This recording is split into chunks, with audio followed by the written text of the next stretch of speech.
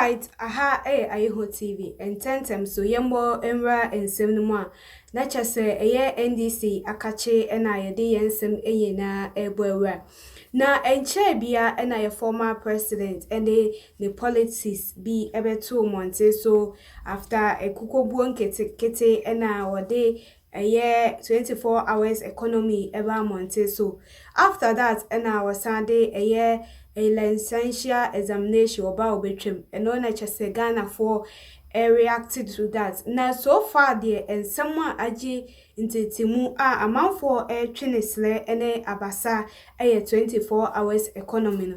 And no and a year onimoyan for Sammy Gyamfi or your communicator at the man NDC amayekoni abamonte so say it seems 24 hours economy policy na a year former President John Dramani Mahama edibetu jaso amount for be ente ase enti wabamonte so bechechi say as a amount for bebre na ebusa questions efa 24 hours economy no ebi nso edi attempt edifa eno ena Sammy Gyamfi edi atono ho say eye onumum obejinam na wacheche a year 24 hour economy said the yentie a Sammy Gyamfi anodi semni. The 24-hour economy is all about.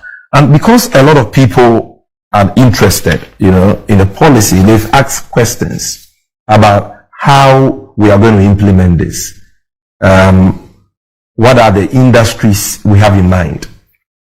What exactly will government do to support and encourage the industries we are targeting to operate 24/7? How is this whole thing going to be implemented? How will people be able to take advantage of it? And so on and so forth. And that is why we've taken the time to publish what I'm holding in my hands. Thank you for giving us a copy. Thanks to your producer, Annie. The 24-hour economy frequently asks questions and answers. Now, Doc, let me make it clear that this document is not a policy. Neither is it a strategy. The title is clear. Yesterday I saw the NPP rep on the show, Sly, trying to be mischievous about it. It's clear. This is not a policy. It is a document that tries to provide answers to frequently asked questions on the 24-hour economy. And so one of the questions has been that what industries will this 24-hour economy focus on? And if you look at point 3 of the document, we address that. We said that the 24-hour economy will primarily, but not exclusively, focus on 24-hour agro-processing. That is number 1 on the list, agro-processing. Agro-processing, we're talking about processing of our cashew, our tomato, our cocoa, our share, our sugar cane, and so on. Agro-processing. 24-hour pharmaceutical industry. Under the X1 Mahama regime, we provided stimulus package of over $25 million for that industry, and that revolutionized the industry.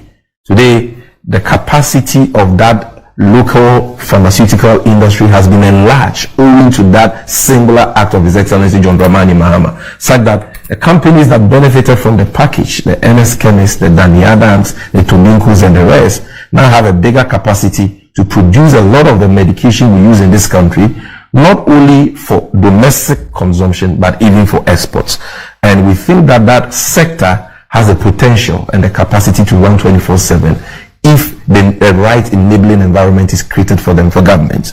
We've spoken about 24-hour manufacturing, especially the manufacturing of household goods. We've spoken about 24-hour construction, like we see anytime we travel outside the country, where we see major construction works or even maintenance, road maintenance works being done in the night. We believe that our companies here have the capacity, and if the right enabling environment and support is provided, we can have construction companies operating 24/7. We're talking about a 24-hour extractive industry. Here, what we have in mind is the mining industry and the quarrying industry. Already, there are a few mining companies operating 24/7 without any intervention by government supporting these, companies.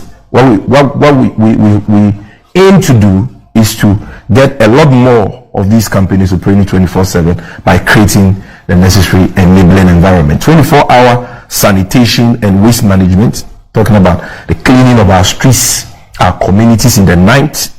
24-hour digital startups and business process outsourcing.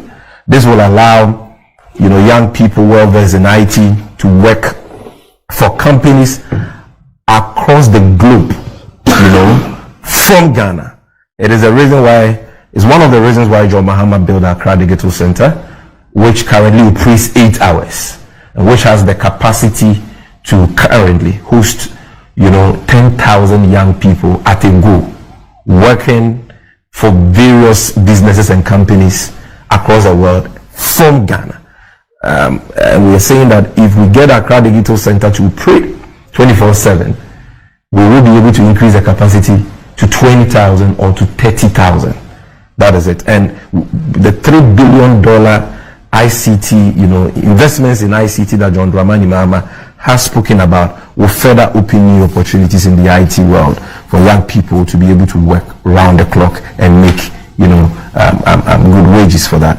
We've also spoken about 24-hour financial services, because if you are going to have a 24-hour economy, then financial institutions, including banks and so on, some of them will have to have 24-hour services.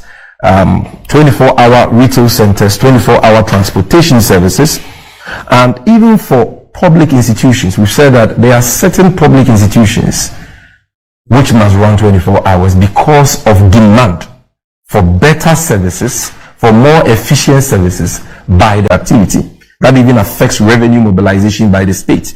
If we can get these institutions to operate 24/7, we will be doing a lot of good to the citizens of this country, the people of this country, in terms of giving them better and more efficient services.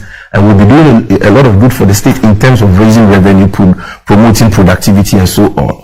And we've spoken about, for example, ports and harbors. I've heard people say, currently the ports operate 24/7. Not wholly true. The ports had always operated on an 8-hour shift. It was His Excellency John Dramani Mahama who decided to expand the Tema ports through a PPP arrangement, which has now birthed what we have, or what we call the Meridian Port Services Terminal, the MPS Terminal, and which terminal today has made our Tema port the second largest port in the whole of West Africa. Now, that terminal operates 24/7, but the section of the work at Tema Port that is handled by the Ghana Ports and Harbour Authority doesn't operate 24/7. They start at 8 and close at 5. The Takoradi Port doesn't operate 24/7. Even for MPS, that as a result of the vision of the nation builder John Dramani Mahama today is operating 24/7, has a lot of challenges, because the customs don't operate 24/7, and the financial institutions don't operate 24/7. So there are many things that people seek to do at the MPS terminal on a daily basis in the nights, especially, which becomes challenging for them.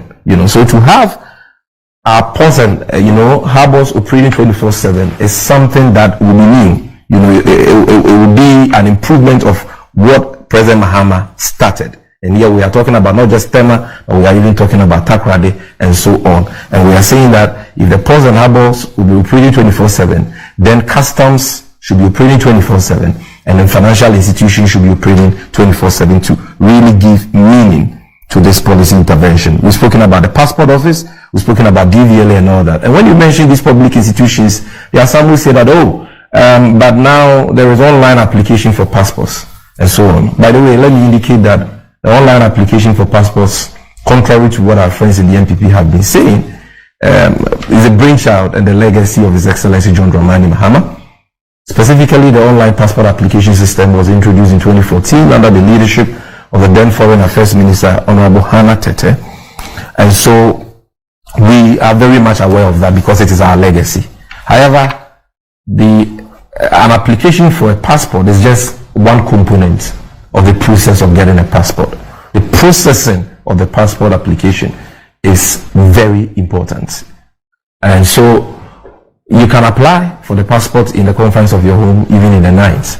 But because those who are supposed to process it work on an 8-hour shift and close by 5, That is why till date you need to wait for weeks and in some cases months before you get your passport. Even the printing of the passport booklet for you can be a challenge. So it's not just about the application, it's about having these institutions operating around the clock so that they can fast track processing, printing, and provide better services to the good people of this country. And this clearly will be tied to productivity and revenue mobilization, because the more applications you're able to process and deliver, the more revenue the state gets. Again, we have said that the 24-hour economy will be implemented in the context of other development initiatives that the next NDC Mahama government, inshallah, will be implementing. We are looking at areas of health, areas of education, affordable housing, transportation, even in the area of justice delivery, where currently you have our costs choked to the brim. Yet these courts operate morning by 5 p.m., sometimes even 4:30 they've closed, and all that. If we can, in the medium term, get some of these institutions to operate 24/7, it will help citizens of this country get better services from the government. And so one may ask, what then is the NDC Mahama administration going to do differently to enable all these industries I have outlined operate 24/7? Very simple. We said number one, we are going to provide any company that participates in the 24-hour economy strategy cheaper and reliable electricity.